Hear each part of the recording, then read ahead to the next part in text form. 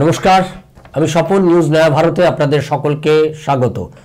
আজকে আমরা পেয়ে গেছি দক্ষিণ 24 পরগনার বাঘিনী, লড়াকু নেত্রী রেবেকা মোল্লাকে আমাদের নিউজ নয়া ভারতে স্বাগত। নমস্কার, আমি রেবেকা বলছি। আজকে আমাদের এই শিরোনামে আলোচনা আমরা শুরু করব। রেবেকার কাছে আমরা প্রথম জানতে চাইবো যে বিষয়টা নিয়ে, প্রত্যেকদিন রেবেকাকে কঠিন পরিস্থিতির মুখে দাঁড়িয়ে লড়াই করতে হয়, এটা আমরা প্রত্যেকদিন দেখেছি।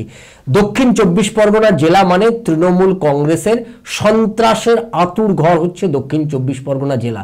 আর সেই জেলাতে দাঁড়িয়ে একটি সংখ্যালঘু পরিবার থেকে বিজেপির রাজনীতি করা, এই যে কত কঠিন কাজ, সেই কঠিন কাজটাকেই রেবেকা প্রত্যেক দিন করছে। জীবন মৃত্যুকে পায়ের ভিত্ত করে সে তার লড়াইকে এগিয়ে নিয়ে চলেছে।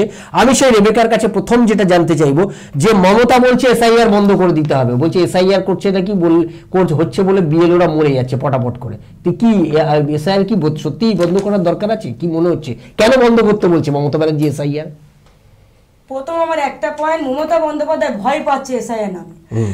কেউ মরে যাচ্ছে না, অভিষেক আর মমতা বন্দ্যোপাধ্যায় ভয় পাচ্ছে। উনি তো দেখেছে বিহারটা, যে গোটা ভারতবর্ষে এবং 12খানা রাজ্যে এসআইআর হয়েছে, তার মধ্যে 11টা রাজ্যের কারোর মাথা ব্যথা করেন। তো বিহারে তো এসআইআর হয়েছে, সেখানকার সংখ্যালঘুরা জেয়ারে ঢল দিয়েছে, মানে যার ঢল দিয়ে ওনার হেডমাস্টার প্রশান্ত কিশোর, তো ওনার হেডমাস্টার ছিল, উনি হেডমাস্টারের কাছে মানে বুদ্ধিগুলো নেয় এবং তার বুদ্ধিগুলো উনি পরিচালনা করে 21-এ জিল্লু এবং ভাঁপায় নাটক করলো, 24-এ মাথা ফাটালো নাটক করলো।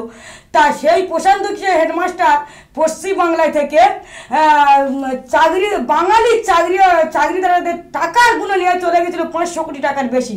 সেই টাকায় হেডমাস্টার গিয়ে বিহারে ঢাললো, দেখে বিহারের মানুষ ওদের চুনকালি মিশিয়ে দিল, কংগ্রেস এবং প্রশান্ত কিশোরকে চুনকালি মিশিয়ে দিল। তাই সেখানে তো এসে গেছে মমতা বন্দ্যোপাধ্যায় বুঝতে পেরেছে ওখানকার স্থানীয় যারা সংখ্যালঘু ভারতবর্ষ, তারা ভারতের নাগরিক, তারা ভারতবাসী, তারা বিহারকে এবং নরেন্দ্র মোদীকে তারা মানে কোলে তুলে নিয়েছে, নরেন্দ্র মোদীকে তারা বুকে আঙলে নিয়েছে। তাই বিজেপিকে ভোট দিয়ে ওখানকার জয়যুক্ত করে আমরা দেখলাম 202-এর ওপর। তাই মমতা বন্দ্যোপাধ্যায় তো ভাবছেন উনি মানে নাটক আর ড্রামা তৈরি করছে এবং ব্যর্থটা মুখ্যমন্ত্রী উনি ভাবছেন কি জানেন, যে ওখানকার মানুষ এসআইআর করেও তো মানে ভয় দেখে করে তো ওরা তো ভোট দিয়েছে। আর পশ্চিমবাংলার মানুষ যে কোটা থাকবে তারা তো, আমি যখন এসআইআর ফর্ম ফিল আপ আমি নিজে কাল করেছি, আমার নিজের ছবিটা যদি দেখতে চাই সেটাও দেখাবো, তাহলে আমি তো ভয় পাই না, তার কই আমি মার্ডার হই না। তাহলে মমতা বন্দ্যোপাধ্যায় ভাবছেন এটাই, উনি এসআইআর নামে বদনাম দিচ্ছে, মানে মার্ডার করাতে চাচ্ছেন এই মমতা বন্দ্যোপাধ্যায়। উনি বলতে চাচ্ছেন যে এসআইআর বন্ধ করে দেন, বিয়ালা মার্ডার হচ্ছে। তাহলে আমি বলতে চাই মমতা বন্দ্যোপাধ্যায়কে, তাহলে এসআইআর নামে যখন বিয়ালা মার্ডার হচ্ছে, তাহলে আপনাকে এটা তদন্ত করা উচিত, কেন মার্ডার হচ্ছে। আমি যদি বলতে চাই যে আপনি এটা মার্ডার করাচ্ছেন, কারণ মমতা বন্দ্যোপাধ্যায় বুঝতে পারছেন যে একদিকে সারদা, একদিকে নারদা, আর মাঝখানে খালেক রাজিয়া এবং জিয়াদি। তাই মমতা বন্দ্যোপাধ্যায় দুনিয়ার ভয় পাচ্ছে এবং নাটক, যে পশ্চিমবাংলার প্রকৃত যারা সংখ্যালঘু এবং পশ্চিমবাংলার যারা প্রকৃত রাষ্ট্রীয় মুসলিম এবং সনাতন ধর্ম, তারা কেউ ভয় পাচ্ছে না। তারা জানে যে এসআইআর হোক এবং ভারতবর্ষকে এবং পশ্চিমবাংলা থেকে মমতা বন্দ্যোপাধ্যায়কে দুষ্কৃতী মহিলা এবং দুষ্কৃতী বাহিনী এবং হামলাকারী বাহিনীকে একে চির বিদায় দিতে হবে। কারণ ইনি এসআইআর নামে বিভিন্ন খানি বলতে স্টে করো, খানি বলতে বন্ধ করো। কেন, এটা কি ছেলে খেলা না, এটা কি নাটক শুরু করেছো তুমি? এই নাটক আর ছেলে খেলা পশ্চিমবাংলার মানুষ মানবেন না এবং গোটা ভারতবর্ষ আপনাকে দেখিয়ে দিয়েছেন এবং আপনি কত বড় অপরাধ যাযাবর। কারণ আপনার এখানে ভোট হলেন, ইগি হয়, সাক্ষ্য হয় এবং বুথ দখল করে, মারপিট করে, খুন রক্তাক্ত হয়। ছোট তামান্নাকে আমরা হারিয়েছি, আর আমরা আর হারাতে চাই না, এরকম তামান্নার মতন আর কোনো তামান্নাকে হারাতে চাই না, আর কোনো বাবার মতন ডাক্তার দিদিকে আমরা হারাতে চাই না। আমরা হারাতে চাই আপনাকে, এই পশ্চিমবাংলা থেকে হারিয়ে আমরা প্রার্থনা করে বাংলাদেশে ইংলিশের কাছে আমি আপনাকে পাঠিয়ে দেবো। আমরা এটা শুনলাম, রেবেকা বলছে যে এই বিএলও দের নিয়ে, মৃত্যু নিয়ে মমতা ব্যানার্জি যে রাজনীতি করছে এটা আর বাংলার মানুষ মানবে না। আমরা দেখলাম বিহারের জয়, আর জয়ের পরে দক্ষিণ 24 পরগনা জেলায় তারা যখন লাড্ডু বিলি করছে তখন আক্রান্ত হলো। ঘটনাটা কি ছিল সেদিন? সেদিনে কি ছিল, বিহারের জয় হয়েছে। তারপর ওরা এমবাজার মানে ডায়মন্ড হারবার ক্ষেত্রে তাদেরকে এমন মারধর মেরে, তাদের রক্তাক্ত করে, তাদের বিহারে তাদের হসপিটালে ভর্তি করেছে এই মাননীয় মুখ্যমন্ত্রী। সেখানকার সম্পূর্ণ অর্ডার এবং ফলতাজ জাহাঙ্গীরের নির্দেশে এবং তাকে মার্ডার করেছে। তাকে মানে রক্তাক্ত চার ছেলে হসপিটালে আজও ভর্তি আছে। সেখানকার মিটিং দিয়ে অ্যাডিশনাল এসপি এমন লাঠিচার্জ করে। আমি মমতা বন্দ্যোপাধ্যায়কে বলতে চাই, বিহারে জিতেছে বলে তাই লাড্ডু উদ্বোধন করতে গোটা পশ্চিমবাংলার মানুষ এবং গোটা ভারত নোংরা এবং থার্ড ক্লাস মহিলা, আমরা অযোগ্য মহিলা দেখে নিয়েছেন। একটা লাড্ডু বিদেশে যদি সামান্য যদি আপনার এত হিংসা, এত পেট ভর্তি হিংসা যদি আপনি সহ্য করতে পারেন, তাহলে পশ্চিমবাংলা যেদিন সংখ্যালঘু ঢল লাভিয়ে আপনাকে চিরবিদায় হবে, সেই দিন আপনার কোনো বাপ আপনাকে বাঁচাতে পারবেন না, আপনার কোনো মা, আপনার ওই যে ফলতার আদরের জাহাঙ্গীর এবং শওকত মোল্লা এবং গিয়াস মোল্লা, হুমায়ুন কবির, সাজিদা আহমেদ, আবু তাহের পুত্র, আপনাকে কেউ বাঁচাতে পারবেন না। শেখ শাহজাহানের যেটাই ঘটেছে আর আপনাদের সঙ্গে সেটাই ঘটবে। আমি সেই ফলতার জাহাঙ্গীরকে বলতে চাই, আপনি যত বড় ক্যামেরা আপনি হুমকি দিতে একটা মার্ডার করছে, কেন? এটা কি ছেলেকেলা পেয়েছে পশ্চিমবাংলা? আমাদের কোনো স্বাধীনতা নেই, আমরা স্বাধীনভাবে ঘুরতে পারবো না, মেয়েরা আবার আড্ডার পথে বেরোতে পারবে না। এ কোন রাজ্যে আমরা বাস করছি? এমন যে অপরাধ মহিলা, উনি মহিলা নামে কলঙ্ক, উনি মহিলা নামে কলঙ্কিত মহিলা। এই মহিলাকে যেমন বিহারটা ওনার হেডমাস্টারকে যেমন বিদায় দিয়েছে, আমি প্রতিটা সংখ্যালঘুকে আহ্বান জানাচ্ছি এবং প্রতিটা সংখ্যালঘুকে সামিল হতে বলছি। আপনারা একবার বিজেপি আনুন, আপনারা একবার পদ্মফুল আনুন, আপনারা পদ্মফুল এনে এই মমতা বন্দ্যোপাধ্যায়কে চিরবিদায় দিন।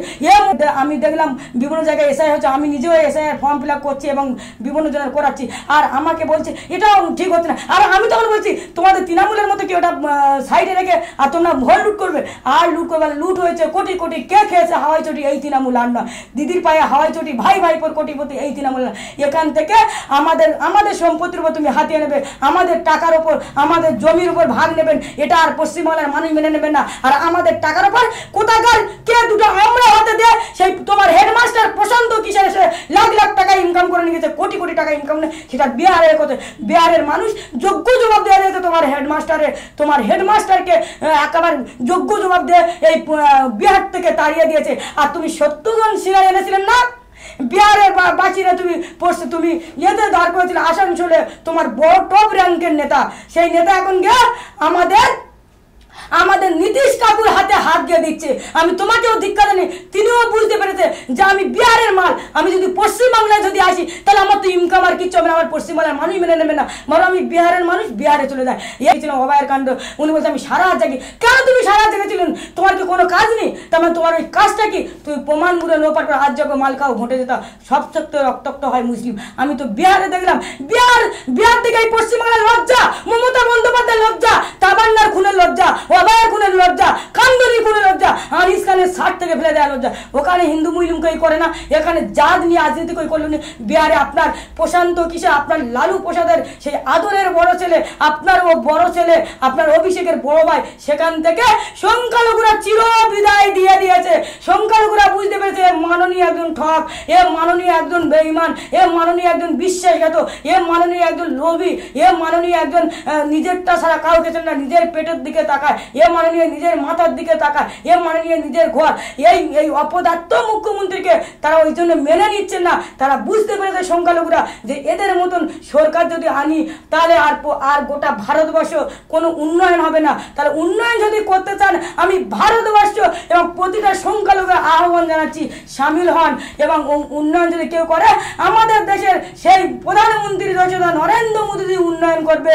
কারণ উনি বলেছেন সবকা সাথ সবকা বিকাশ সবকা হিন্দু মুসলিম নিয়ে উনি কোনোদিন বলেন না যে এবেকার নামে এই ঘরটা দেবো না, ওই ঘরটা থাকবে বাপ্পার, যে কর্মীর নামে এই ঘরটা দেবো না, ওই ঘরটা থাকবে স্বপনদা। উনি এইভাবে রাজনীতি করেন না। আর আমাদের মাননীয় উনি নবান্নর গদি বসে বসে এইভাবে রাজনীতিটা করে হিন্দু মুসলিম। ওকে ফোন করতে, হ্যালো ওর কাছে কটাবো 200, ওকে তোলো কত টাকা নেবে দেখো। তারপর টাকার পাহাড় এই মমতা বন্দ্যোপাধ্যায়। আমরা তো দেখলাম সেই পার্থ ভুরিওয়ালা পার্থকে তুলে নে, সে আসামি, স্টাম্প মারার আসামি, খুনির আসামি, একজন ধর্ষণ করে, একজন চাকরি চোর, চাকরি শিক্ষা চোর মন্ত্রী বাড়ি এলো। আর চাকরিগুলো তারা আজকের স্কুলে ফিরলো না, চাকরিগুলো তারা স্কুলে ফিরলো না, তারা হাহা করে কাঁদছেন ধর্মতলার মাঠে। আর এই মমতা বন্দ্যোপাধ্যায় তাদের কান্না শুনতে পান না, তাদের নবান্নই বসে উনি নাটক করছে, মানে ভোটটা লুটে দেয়। ইনি সংখ্যালঘু হিন্দু মুসলিম নিয়ে, ইনি সংখ্যালঘু নিয়ে ইনি মানে রাজনীতিটা খেলছেন। ইনি হিন্দু একদিকে মুসলিম, একদিকে খ্রিস্টান, একদিকে মানে ওনার কোনো মানে মাথা ব্যথা করেন না। না যে কে মরলো কে বাঁচলো আমার দেখা দরকার নেই। আমি একজন, উনি একজন মানে নারখাত মহিলা, তাই কোনো সংখ্যালঘু দরদি নয়, কোনো মুসলিম উনি দরদি নয়, উনি ভোট দরদি। উনি এই ভোট আসছে, উনি কত রকম আবার ফের কোন প্ল্যান করবে ওই মাননীয় মুখ্যমন্ত্রী, ওনার প্ল্যান তো সবসময় উনি যত প্ল্যান করুক এই সংখ্যালঘুরা ওনাকে জল ঢেলে দেবে। যে সংখ্যালঘুরা ভয় পাচ্ছিলেন সেই সংখ্যালঘুর এরিয়া থেকে আমি রেবেকা মোল্লা বলছি, যার বুথ নাম্বার 142 এবং যার থানা মন্দির বাজার, যার জিপি নাম্বার কৃষ্ণপুর, সেই জিপি থেকে আমিও ফর্ম ফিল আপ করছি। সংখ্যালঘুরা বলছে তো ফর্মে কিছু নেই, তাহলে এনআরসির ভয় কিছু, আমরা তো এখান থেকে যাবো না। হ্যাঁ বলি এই যুদ্ধটা দেখিয়েছিল মমতা বন্দ্যোপাধ্যায়, এই ভয়টা তোমাদেরকে, কারণ তোমাদের ভোটটা নিয়ে ও তো গদিই বসেছে। আমাদের না করলে একটা মসজিদ, না করলে একটা মাদ্রাসা, না করলে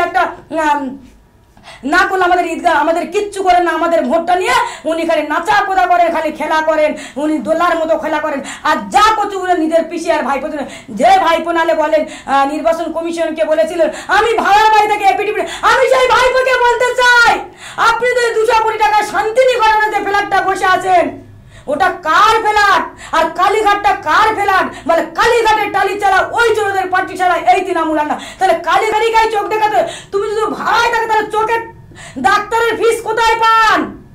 এই মমতা বন্দ্যোপাধ্যায় ভাইপো কারোর ডাকে সাড়া দেন না। ওরা পিসি ভাইপো, ওরা যেখানে 200-250 করে ভোট থাকে সেই সব সংখ্যালঘুগান নিয়ে ওরা নাচাকোদা করে। এবং সংখ্যালঘু তাও প্রকৃত যারা ভারতবর্ষের নাগরিক, ভারতের মানুষ, তারা কোনোদিন এই মমতা বন্দ্যোপাধ্যায়ের ফাঁদে পা দেবেন না। এই মমতা বন্দ্যোপাধ্যায় এই চোরের রানীর, এই হীরক রানীর ফাঁদে কেউ পা দেবে না। তারা তো বুঝতে পারছে যে মমতা বন্দ্যোপাধ্যায় একজন ঠক। যদি পশ্চিমবাংলা কালীঘাটে যদি কেউ জন্মে থাকে ঠক, ওনার কালীঘাটে বাড়ি কি এখন বাংলাদেশের বাড়ি তার ঠিক নেই। এই মমতা বন্দ্যোপাধ্যায় একজন ঠক। আমাদের সংখ্যালঘুরা, আমাদের বিভিন্ন ধর্মীয়রা এনার নোংরাম রাজনীতিটা বুঝতে পেরেছে যে মমতা বন্দ্যোপাধ্যায় আমাদের ভয় দেখে যে এনআরসি করে তাড়িয়ে দেবে। আর আমি তো ভারতের নাগরিক, আমি তো রেবেকা মোল্লা, আমার বাবার 2002 সালের নামও আছে, যার অঞ্চল 116, 22, 122, 24, 36। তারপর আমাকে তাড়াতে পারবে না, কারণ আমি একজন ভারতের নাগরিক, আমি একজন ভারতবাসী, আমি একজন ভারত মায়ের সন্তান। যার অংশ হচ্ছে 8, 9, যার হয়েছে তোমার ওই 82, তাহলে আমরা তাহলে কই ভয় পাই না? আমি রেবেকা মোল্লা নিজে এসআইআর ফর্ম ফিল আপ করছি, তাহলে রেবেকা কই ভয় পাই না যে রেবেকা বাংলাদেশে? কারণ আমরা বাংলাদেশে না। ও পিসি তুই চলে যা, বাংলাদেশে চলে যা, ও পিসি তুই চলে যা, বাংলাদেশে চলে যা, এটাই তোকে মানাচ্ছে না রে। ও পিসি তুই চলে যা, খালেদ রাজিয়ার কাছে চলে যা, এটাই তোকে মানাচ্ছে না। বা জ্যোতি খেলেও চাল গম, পাঠ্য খেলেও শিক্ষা, আর কেষ্ট খেলেও গরু বাছুর, মানিক খেলেও অর্থ, নেতানাগিরি ভাগ্য রেখায় আমরা দেখি রঙ্গ। আর পিসি ভাইপো গিলে নিল গোটা পশ্চিমবাংলা, ভাইপো আর পিসি গিলে নিয়েছে পশ্চিমবাংলা। তাই এর জবাবটা এসআইয়ের নামে এই প্রতিটা সংখ্যালঘুরা ওনাকে জবাব দেবে বলে, তাই মমতা বন্দ্যোপাধ্যায় এখন মাটারের নামে ঢেউ তুলতেছে। তো তুমি যত ঢেউ তুলে দাও, যেমন তোমার সাইনগুলো দে পাল তুলে দাও, তোমার ওই পাল তোরা বন্ধ করে দেবে এই সংখ্যালঘুরা তোমাকে পিটিয়ে তোমাকে ডিভিশনকে পাঠিয়ে দেবে। আর আমি সেই বলতে চাই এখানকার বাংলাদেশিরা, আপনারা তাড়াতাড়ি ছেড়ে চলে যান, আপনারা আমাদের সম্পত্তির উপর হাতিয়ে নেবেন না, আপনারা চলে যান। যদি আপনাদের প্রমাণ যদি আমরা পাই যে এখানকার বাংলাদেশি অনুপ্রবেশকারীরা আছে, তাহলে আপনাদের ডিভিশনকে পাঠিয়ে দেবো। আর আপনারা কবে যে বাইরের আলো দেখবে তাও আপনারা সময় পাবেন না। আমিও বলতে চাই আপনারা এখান থেকে খালি করুন, আপনারা চলে যান বাংলাদেশে। আমি ভারতের নাগরিক করি, আমি বাংলাদেশে যাবো, আপনারা কি ঠাঁই দেবেন না? তাহলে আপনারা চলে যান। আপনারা এসেছেন, খুব জ্বালাতন করেছে 2011 সাল থেকে আর 2025 সাল পর্যন্ত। এবার আপনারা চলে যান, আমরা সঠিকভাবে ভোট করতে চাই। আমাদের এখানে সংখ্যালঘুরা আপনাদেরও পছন্দ করে না। আমি প্রতিটা সংখ্যালঘুকে আহ্বান করি আপনারা চলে আসুন, বিজেপি থেকে চলে আসুন। আপনারা, আমি আহ্বান জানাচ্ছি আপনারা সামিল হন, কারণ এ মাননীয় এমন টক তোমাদের কিচ্ছু করবে না। না দিচ্ছে ইমাম ভাতা, আর যোগীর এলাকায় উত্তরপ্রদেশ সেখানে 18,000 টাকা ইমাম ভাতা, আমার এদিকে ইমাম ভাতা মাত্র 2,000 টাকা। আর 2,000 টাকা কোন কাজে লাগে? আর মণিপুর আছে 16,000, আর ত্রিপুরা আছে 14,000, আর এখানকার দিচ্ছে 2,000 টাকা, মানে ভিক্ষে দিচ্ছে। এখানকার ভিক্ষে দিচ্ছে। মমতা বন্দ্যোপাধ্যায় খেয়ে বেশি হয়তো সেইটানে ভিক্ষে দিচ্ছে, মানে ফেদরা দিচ্ছে। আমি বলতে শিল্প আনা যেমন উনি জঙ্গি এনেছে, এই মাননীয় প্রতিটা জঙ্গি সঙ্গে ওনাকে হাত নাহলে যে আমাদের ওই যিনি ওই মানে ওই যারা ব্রিটিশেরা এবং তারা ভারতবর্ষকে শেষ করতে, সেই ভারতে উনি যদি ভারতের নাগরিক হতো তাহলে উনি ওখানে বসতেন না। উনি এমন অপদার্থ মহিলা, উনি এমন থাকতে মানে ওনার কোনো যায় আসেন না, ওনার পিসি আর ভাইপোর জন্য উনি অনেক কিছু করেন। আর আমি সেই পদ্যটা আবার গাইব। উনি কাঁদছে মানুষ, কাঁদছে মাটি, আর কাঁদছে রাজ্যবাসী। আর 200 বছরের ব্রিটিশ হার মেনে যায় এই হাওয়াই চটির কাছে। এমন বদমাইশ হাওয়াই চটি, হাওয়াই চটি কারো কারণে আপনার ব্রিটিশ আমাদের সব শেষ করে দিয়েছে, আর এই হাওয়াই চটি সেখানে গিয়ে আবার ফুলের বরণ মেনে নিচ্ছে। তাহলে কত একজন একজন মুখ্যমন্ত্রী হয়ে যদি এরকম লাফায় তিরিং তিরিং করে, তাহলে ইনি প্রধানমন্ত্রী হলে তাহলে কি করবে? তাহলে আমি দিদিকে বলতে চাই, দিদি দিল্লি অনেক দূর, তুমি যত স্বপ্ন দেখো তোমার স্বপ্ন জল ঢেলে দেবে এই সংখ্যালঘু 2026-এ। আমরা এটা শুনলাম। এবার আমি রেবেকা আমাদের সকলের কাছে আবেদন করলো যে আমার রেবেকার কাছে লাস্ট প্রশ্ন, যে মুসলমানদের আহ্বান জানাচ্ছেন আপনারা বিজেপিতে আসুন, কিন্তু আপনাদের মুসলমান নেতা আমার কাছে যা আসছে, আনারুল কাজী সংখ্যালঘু সেলের রাজ্যের ভাইস প্রেসিডেন্ট, সে নিজেই বাড়িতে থাকতে পারছে না, তার উপর ভয়ঙ্কর অত্যাচার করছে ওই এলাকায়। এই ব্যাপারে কি আপনারা তার পাশে থাকছেন, তার পাশে দাঁড়াবেন? আপনার পার্টি কি দাঁড়াচ্ছে তার পাশে? নিশ্চয়ই পার্টি দাঁড়াবেন, সবাই দাঁড়াবেন, কারণ বিজেপি তো কোনো ধর্মীয় রাজনীতি করেন না, মমতা বন্দ্যোপাধ্যায়ের মতন। আর ওখানকার তো যিনি প্রাক্তন প্রধান, আমারও কানে, আমি এটা অনেক দিনের ঘটনা, এটাও আমি জানি, কারণ ওখানকার যে প্রাক্তন প্রধান যে উলামিনের নির্দিষ্ট, এবং এখন যিনি যে বর্তমান প্রধান হাসিনা, ওনার নির্দিষ্ট যে ওখানকার যে খালটা কেটে মাটি তুলবে এবং স্কুলের জায়গাটা বসিয়ে রেখেছে, ওখানে একটার পর একটা তার পুকুরে বিষ দিয়েছে, তার 10 লক্ষ টাকার উপর মাছ মারা গেছে। তাকে সেদিনে সিভিক পুলিশ গাব্বার যিনি যা অত্যাচার করেছে, বলছে ওদের নাম দিলে কেন? আর গাব্বারের এটা পশ্চিমবঙ্গের বাবা কেলকের রেখে রেখেছে। আমি সেই বলতে চাই, যদি আনারুল কাজীর ছেলে তুলবে একটা কিছু হয় না, গোটা পশ্চিমবাংলার মানুষ ওই নবান্ন ওই চুলের মুড়িটা থেকে, ওই চুলের মুড়ি ধরে কালীঘাটে বেড়ায়, কালীঘাট থেকে ওনাকে গঙ্গার জলে চুলে ফেলে দেবে। আর আমি ওখানকার এসপি সাহেব এবং আইসি সাহেব কে বলতে চাই, বারাইপুরে আইসি, আমি আপনার কাছেও গিয়েছিলাম এই বিষয়ে বারেকবার, আপনি কোনো বাধা ব্যথা করেন না।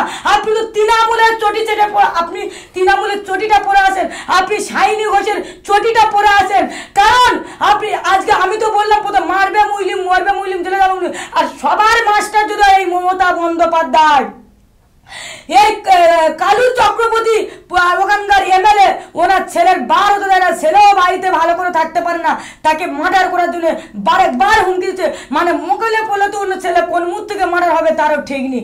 এর জন্য পুরো দায় এখানকার পুলিশ মন্ত্রী মমতা বন্দ্যোপাধ্যায়। কেন পুলিশ মন্ত্রী যত নোংরা, আমরা শুনলাম মোগরাহাটের কিছু মাস্তানকে আবার তাকে পেশেন্ট ফলো করেছে, তাকে টার্গেট করেছে মারার জন্য। সে যদি একটু ঘটনা যেত তাহলে ওখানে তাকে লাশ পড়ে যেত। কই একটা হিন্দু ভাই মারতে তো তুমি এত বড় মাস্তান কেন? তুমি যখন মাওলানা উল কুদ্দুসকে 2013 খেয়ে নিয়েছিলেন, ওখানকার প্রাক্তন প্রধান মানিক ঘোষকেও খেয়ে নিয়েছিলেন, নিয়ে আবার তোমাকে মালা বদন করে আবার তৃণমূল থেকে তুমি জয়েন করে এমএলএ। তুমি কি বড় ক্রিমিনাল? তুমি এই ক্রিমিনালটা তোমার বাড়ি দেখাবে, মমতা বন্দ্যোপাধ্যায়ের কাছে দেখাবে, আমাদের কাজ নয়। আমরা তোমার চোখে চোখ রেখে প্রশ্ন করব।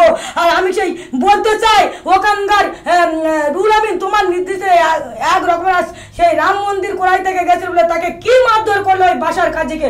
কে তোমার বাবা কেলকের ছেলে ওটা? তুমি মারবে, তোমার অর্ডার কে দিয়েছে?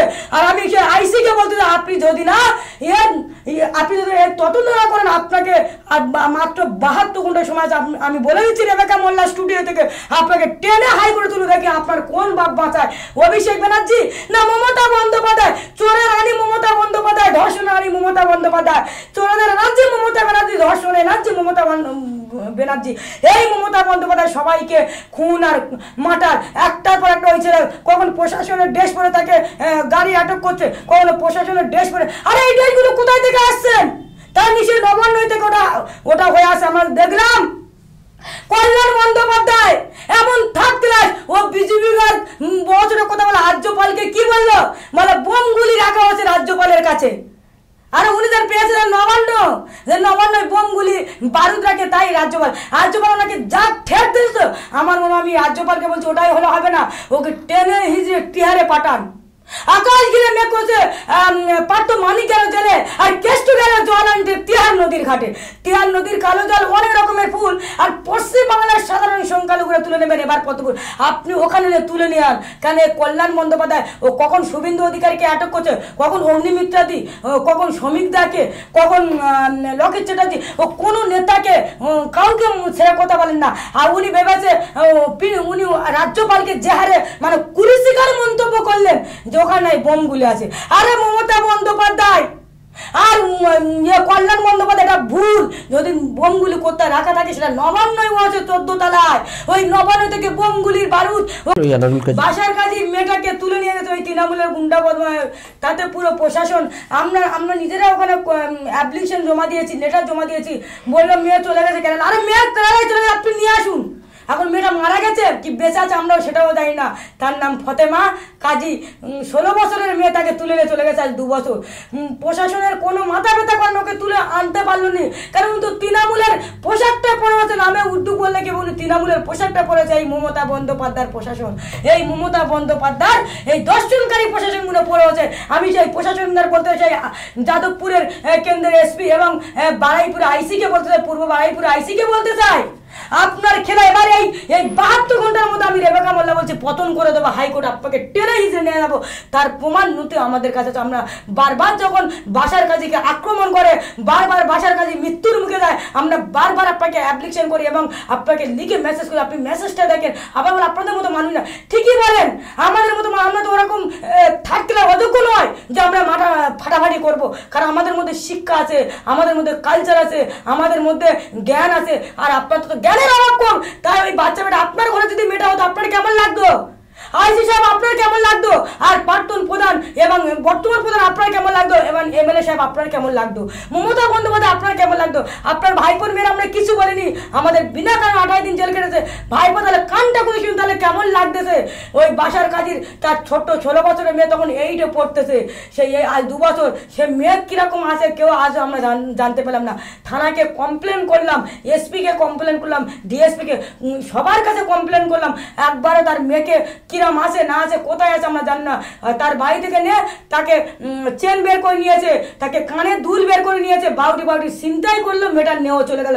তাহলে আমি বলতে চাই আইসি আপনি উর্দুটা করলে তৃণমূলের জানটা ধরুন, আপনি ওখানে তৃণমূলের পার্টি অফিস করুন বারাইপুর পূর্ব থানায়। আপনি এসপিও বলতে চাই আপনি ওখানে তৃণমূলের মমতা বন্দ্যোপাধ্যায় পার্টি অফিস করুন, নবান্নটা ওখানে করুন, কারণ আপনার এই নোংরা আমরা মেনে নেব না। আমরা মগরাহাট পশ্চিম, ওখানে গিয়াস মোল্লা রয়েছে, গিয়াসউদ্দিন মোল্লা, তাই তো, ওখানকার বিধায়ক রয়েছে।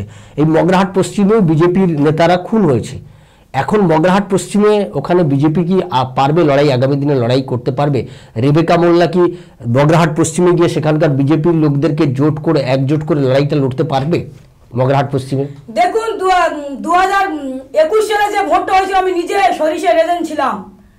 এমন অপরাধ তো মগরাহাটের সেলিম 10 ডাউন পর্যন্ত মগরাহাটের সেলিম হেরেছিল, তার কাগজ তার নথি প্রমাণ আমার কাছে আছে, আমি ওখানকার এজেন্ট ছিলাম। এমন মারলো, এমন পিটিয়ে আমার তার চিৎকারের আওয়াজ আজও আমার কানের মধ্যে ব্যথা করে আছে, মানে আমার মাথার মধ্যে ওই চিৎকার। এই মগরাহাটের এমন ক্রিমিনাল, এই ঘুষখোর মোল্লা, গিয়াস মোল্লার নামে কেন নামটা রেখেছিল এমন ঘুষখোর মোল্লা? 1000 বছরের ইতিহাসগুলো এরা বদনাম করে দিল। এই ঘুষখোর মোল্লা কি করলেন জানেন? সে আবার নীলতুন হসপিটালের জায়গাটা যেখানে ছিলেন নেত্রা মানে সরকারি, সেটা আবার নিজের নামে অপহরণ করে নেওয়ার জন্য চেষ্টা করেছিলেন।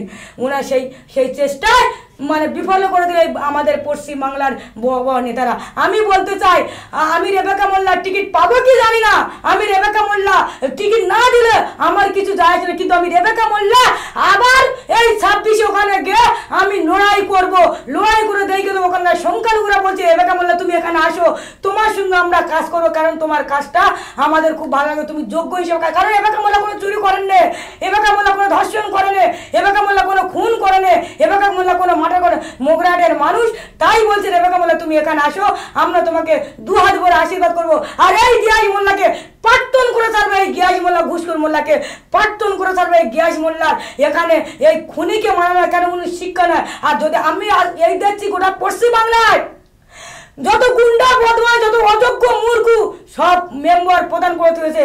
আর পাড়ায় পাড়ায় শিক্ষিত বেকার শিক্ষিত ছেলে তারা কেন এসআইআর ফর্ম ফিল আপ করবে? কেন করবে? তার জবাবটা মমতা বন্দ্যোপাধ্যায় দিয়ে উঠতে হবে। আমি নির্বাচন কমিশনকে বলবো এই মমতা বন্দ্যোপাধ্যায় পাড়ায় পাড়ায় তো সব তো মূর্খ করে রেখেছে, কারণ চাকরি নাই, কারণ শিক্ষা নাই, মূর্খগুলো ওনার অযোগ্য যারা মাটার খুন সাবকার মানে বুদ্ধ করে তাদের মেম্বার প্রধান এবং এমএলএ এমপি করে রেখেছে। আর পাড়ায় পাড়ায় বেকার ছেলেমেয়ে, শিক্ষিত বেকার ছেলেমেয়ে টাকা তারা এসআইআর ফর্ম ফিল আপ করবে, বিভিন্ন ফর্মাল তারা ফিল আপ করবে। কেন? তোমার টাকায় কি শিক্ষা তারা? তুমি একটা চাকরি দিতে পারলেন না, তুমি চাকরিগুলো খেয়ে নিয়েছেন। তুমি একটা চাকরি দিলে ডবল চাকরি দিয়ে বলে ডবল তুমি নাটি পেটা করলেন, ডবল তুমি চাকরিগুলো খেয়ে নিয়েছেন। আমি সেই বলতে চাই, গিয়াস মোল্লা যে কোনো আমার ভারতের জনতা পার্টি ওখানে লড়বে, চোখ রেখে রাখো, তুমি কেমন বাপের বেটা। আমি গিয়াস মোল্লাকে বলতে চাই, তোমার যদি ওই জায়গায় যদি আমি যাই না, যদি আমার পার্টি আমাকে দায়িত্ব দেয়, ওই জায়গায় লড়ি না, তোমাকে প্রাক্তন করে রেবেকা মোল্লা ছাড়বে। তোমার 50,000-এর বেশি ভোট তোমাকে হারিয়ে আমি রেবেকা মোল্লা ছাড়বো। আমরা শুনে নিলাম রেবেকা মোল্লার কাছ থেকে। মগরাহাট পশ্চিম থেকে বারুইপুর, দক্ষিণ 24 পরগনার মন্দির বাজার থেকে, ডায়মন্ড হারবার থেকে সরিষা, সর্বত্র রেবেকা মোল্লা লড়াই করে। দক্ষিণ 24 পরগনার লড়াইয়ের একটা নাম রেবেকা মোল্লা। পার্টি তাকে কি করবে, পার্টি তাকে নিয়ে মগরাহাট পশ্চিমে তাকে দায়িত্ব দেবে কি দেবে না, এটা নিয়ে তার খুব একটা মাথা ব্যথা নেই। তার একদম সরাসরি চ্যালেঞ্জ, পার্টি যদি তাকে দায়িত্ব দেয় গিয়াস মোল্লাকে প্রাক্তন করবে। তার সরাসরি চ্যালেঞ্জ বারুইপুরের আইসিকে, ওসিকে বলে দেয় যে আমাদের কর্মীদের উপর আক্রমণ হলে আমি তোমাকে কিন্তু বুঝে নেবো আইনিভাবে, তোমার সাথে আমি লড়াই করব। এই হচ্ছে রেবেকা মোল্লা। এক জায়গায় মাটিতে থেকে লড়াই করে, নিজের এলাকায় দাঁড়িয়ে বিজেপিকে জয়যুক্ত করায়, আর পাশাপাশি গোটা দক্ষিণ 24 পরগনা দাপিয়ে বেড়াচ্ছে। এবারে তার টার্গেট মগরাহাট পশ্চিমে গিয়াস মোল্লাকে প্রাক্তন করার জন্য সে চ্যালেঞ্জ ছুড়েছে। আমাদের দেখার এই সমস্ত লড়াই আগামী 2026-এর জন্য গোটা পশ্চিমবাংলা প্রস্তুত হচ্ছে। রেবেকা মোল্লা সংখ্যালঘুদেরকে একত্রিত করে সেই লড়াইয়ের মাটি তৈরি করছে। শেষ পর্যন্ত কি হয় আমাদের সেদিকে নজর থাকবে। আমি এবং রেবেকা আপাতত আপনাদের থেকে বিদায় নিচ্ছি। ভালো থাকবেন। নমস্কার।